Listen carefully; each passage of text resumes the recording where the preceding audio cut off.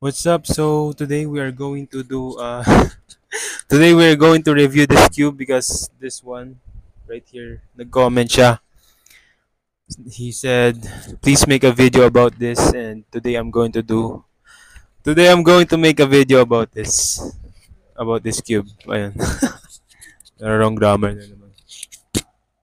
And this is the Meilong 3MV2 standard non-UV and it is magnetic.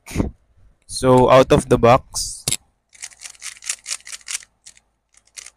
it's still good while turning it.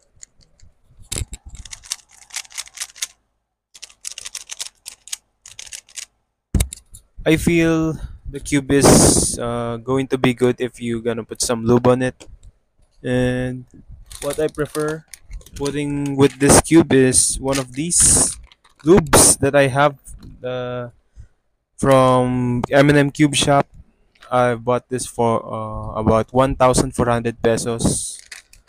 And let's try one of these lubes just to put it in this cube. Okay.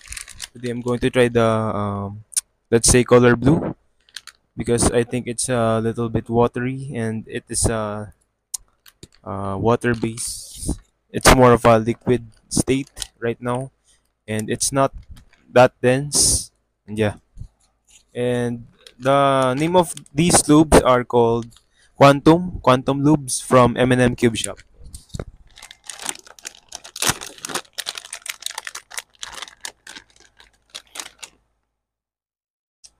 Sorry guys, silicone base pala to. Okay. But still, we're going to try it.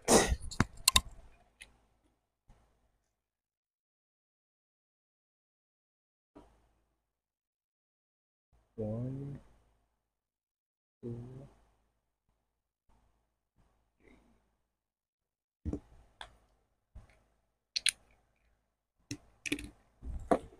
Okay, as you can see, nilagyan ko na siya ng 3 drops at yan.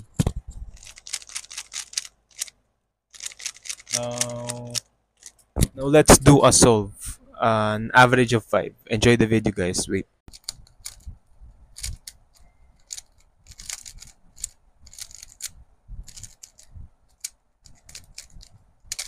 Ayun, yung kadyas ayun yung ayoko sa kidlat eh.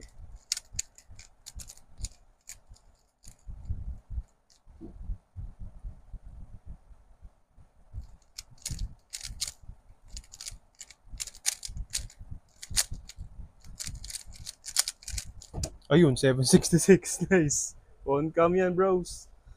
At ayun lang. Nakita niyo naman kung paano ko siya nabuo. At thank you guys for this review.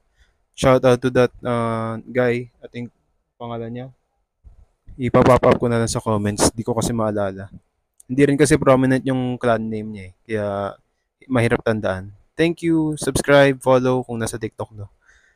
Bye. Ciao, adios.